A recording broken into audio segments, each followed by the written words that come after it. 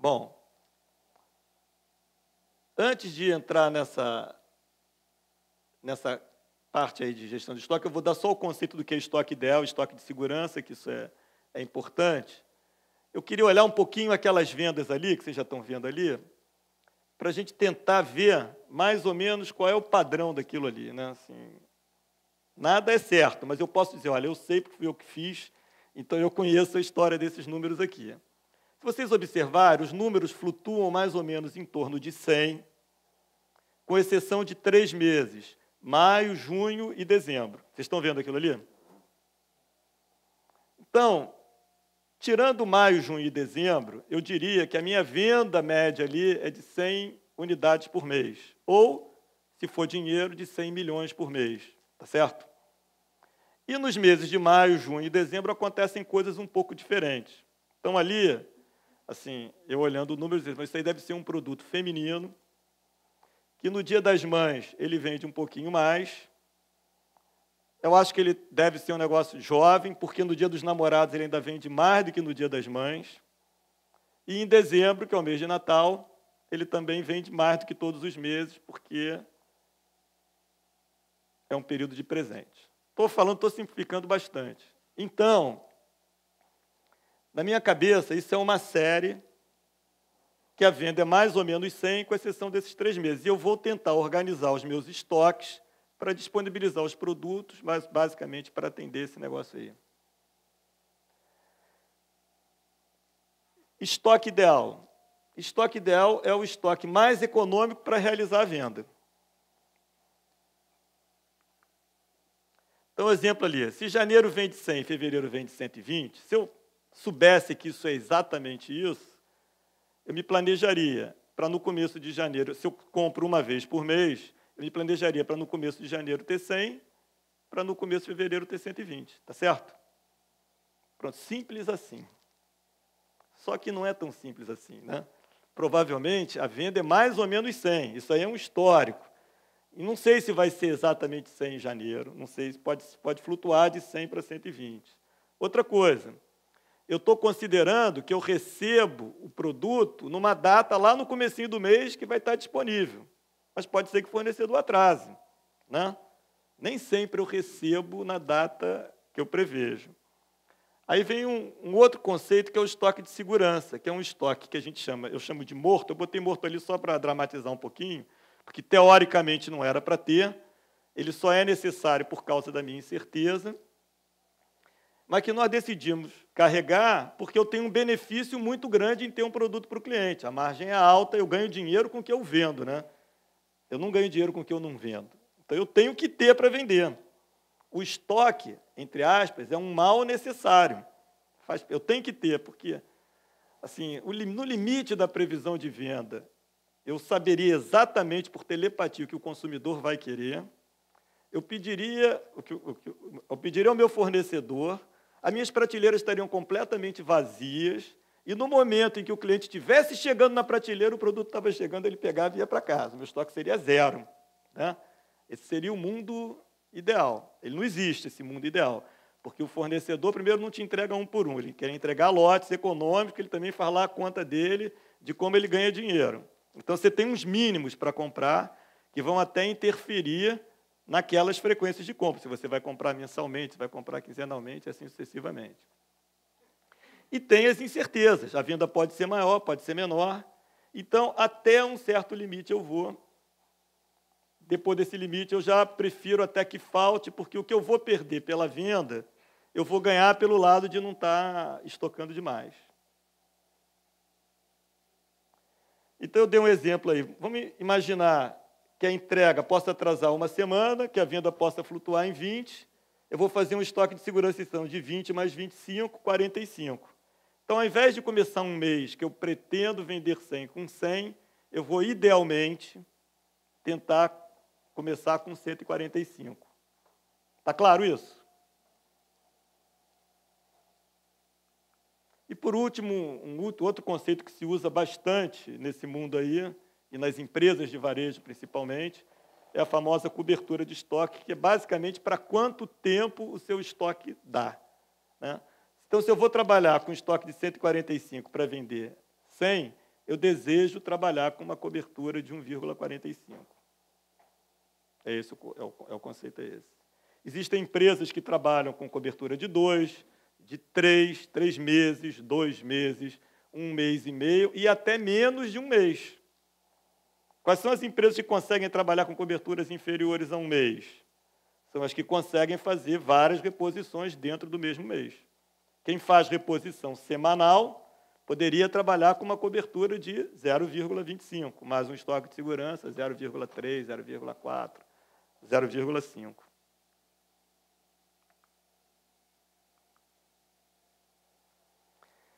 E a quantidade que a gente vai comprar para cada período é resultado daquela conta ali.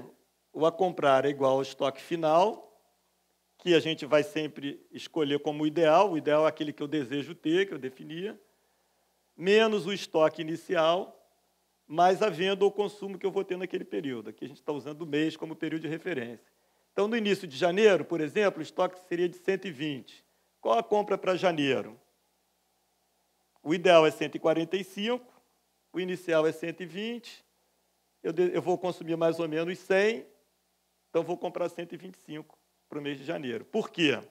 Porque alguma coisa aconteceu em dezembro que eu gastei mais, ou seja, eu vendi mais, provavelmente, ou recebi menos, e o meu estoque acabou um pouco abaixo daquele estoque ideal. Então, eu vou fazer a compra da venda do mês, 100, mais os 25 para recompor o estoque de segurança. Quanto maior a frequência, melhor. A gente já tinha escrito essa frase hoje, tá certo? Se a minha reposição for quinzenal, o que eu poderia fazer? Em que isso poderia ser diferente? Primeiro, a margem de erro na previsão de venda, ao invés de ser 20, baixaria já para 10, né? Porque eu tenho um erro de 20 no mês. Numa quinzena, esse erro é menor. Eu tendo a ter uma variação menor. Na verdade, ela não é nem linearmente menor, ela é exponencialmente menor. Mas isso é teoria, eu não estou aqui para entrar no detalhe da teoria disso, mas vocês encontram nos livros que a variância é ao quadrado ou a raiz quadrada. Então, é menos até do que 10. Né? Então, na verdade, o meu estoque de segurança seria para 50, que é a venda do período, mais 10, 60. Eu vou supor que o atraso não mudaria, mas o atraso agora é para 10 dias. 10 dias continua sendo 20. Mas eu já trabalharia com um estoque muito menor. Ao invés de eu trabalhar com um estoque de 145, eu trabalharia com um estoque de 85, que já é menos do que um mês. Tá certo? Então, esse esforço de eu tentar me organizar com meus fornecedores para diminuir a frequência de entrega é fundamental. Qual é a contrapartida para eu conseguir isso? Eu aumentar a minha escala. Normalmente, tudo começa a ficar possível na medida em que eu vendo mais. Se eu vendo mais, porque o fornecedor é o seguinte, eu não entrego menos do que 100. Assim, porra, então eu tenho que vender pelo menos 100. Se eu vendo 100 por mês, não tem como ele me entregar 2 vezes por mês, que ele vai entregar 100 e eu vou demorar 100 um mês para consumir. Mas se eu começar a vender 200, aí eu já posso comprar 2 vezes 100. Então, eu tenho uma briga comigo mesmo, que é de aumentar a minha escala, e tenho uma briga com o meu fornecedor dele aumentar a frequência das entregas. Vou falar sobre um outro conceito aí, que nesse mundo aí, deveria ser a segurança absoluta desse negócio. Porque tudo que a gente está falando, a gente está no mundo da incerteza, né? A gente vai ali no mais ou menos. Mas, quando o investimento em estoque ele começa a assumir proporções muito grandes dentro da companhia, a companhia começa a se enrolar toda. Porque, na verdade, o que é um investimento em estoque? É um acúmulo de produtos que você tem dentro de casa e que você já pagou ao fornecedor, ou vai ter que pagar, e você não vendeu, você não teve a receita. O que começa a acontecer? Começa a faltar dinheiro para pagar o aluguel, para pagar o salário dos funcionários, para pagar os próprios fornecedores.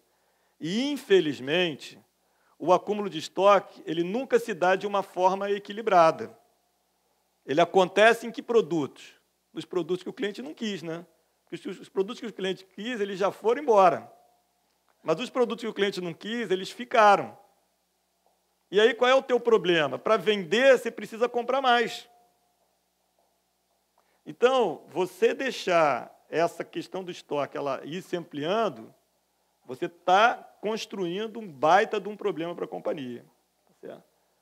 Então, existe esse conceito aí do controle financeiro do estoque, vulgarmente conhecido como Open to Buy, onde você determina também um limite de cobertura financeira para a tua venda como um todo da empresa, por exemplo. Então, é o seguinte, olha, eu vou vender, se aquele número de janeiro lá fosse 100 milhões ou 100 mil, eu vou vender 100 milhões. E vou determinar que, do ponto de vista financeiro, o máximo que eu posso chegar de estoque é a 2 vezes aquilo ali. Então, eu não posso passar de um estoque de 200 milhões. Então, a área financeira, na minha opinião, isso deve ser controlado pela área financeira, não pela área comercial. A área comercial controla aquele 145. Vocês viram ali que no físico era 1,45. Mas como você tem um produto aqui, outro ali, várias linhas de produto, isso vai desarranjando.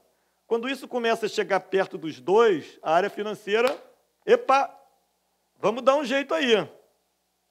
E aí vem decisões de como se ver livre desses excessos de estoques, assim sucessivamente. Tá certo?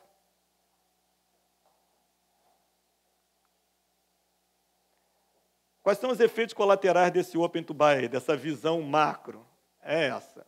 Quando você chega nesse limite, provavelmente, você precisa comprar um monte de coisas que você não tem dinheiro para comprar. Né? Isso aqui tende a olhar de uma forma burra. Está faltando o que eu vendo, está sobrando o que eu não vendo. Então, o nome do jogo também, o comercial, ele ter um Open to Buy segmentado pelos grupos de produtos dele. Entendeu? Para ele evitar que ele deixe esse desequilíbrio acontecer dentro das linhas de produtos. É o mesmo raciocínio. Por quê? Na medida em que você vai chegando perto do Open to Buy, você vai atentando para as coisas que também muitas vezes as pessoas não querem olhar, que é resolver as besteiras do passado, entendeu? Se eu tenho um produto que está invendável, que está velho, eu tenho que dar um jeito nele, eu tenho que liquidar, eu tenho que encontrar uma forma de apresentá-lo diferente, eu tenho que mandar, eventualmente, reprocessar. No caso de uma camisa, eu posso mandar tinturar numa outra cor, se aquela cor não é mais aceita. Eu posso tentar vender a matéria-prima de volta para o meu fornecedor, entendeu? Eu tenho que cuidar disso. Então, quer dizer, são medidas que vão dando indicação de como eu vou corrigindo e não evite que o problema assuma uma proporção muito grande.